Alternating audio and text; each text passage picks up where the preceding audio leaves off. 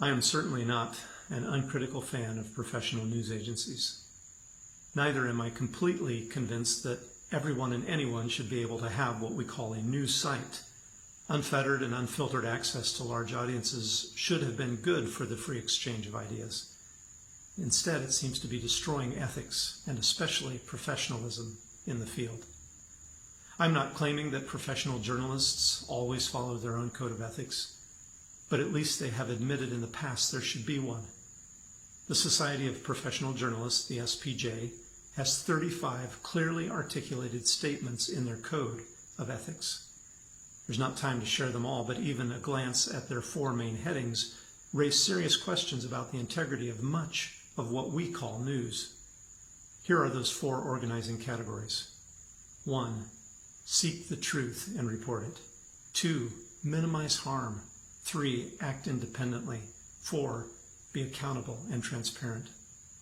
Under heading 1, the SPJ states that a journalist, a professional journalist, should support the open and civil exchange of views, even views they find repugnant. Several years ago, I began reading an article on a purported news site. I was sympathetic to the view of the commentator, but stopped reading and closed the site when he referred to the subject of his article as a turd bucket. Hardly what I call promoting the open and civil exchange of views, certainly not professional. And we've only gone downhill in the ensuing years.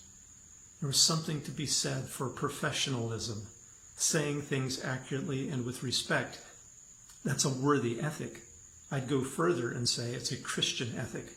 1 Peter 3:15 and 16 sets the standard for how Christians are to conduct themselves in speech in society. In your hearts, revere Christ as Lord. Always be prepared to give an answer to everyone who asks you to give a reason for the hope that you have. But do this with gentleness and respect, keeping a clear conscience, so that all those who speak maliciously against your good behavior in Christ may be ashamed of their slander.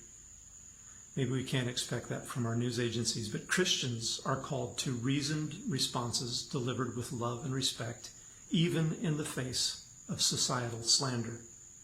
Social media has given each of us a voice, so we can begin with ourselves by adopting this standard for every personal post and response.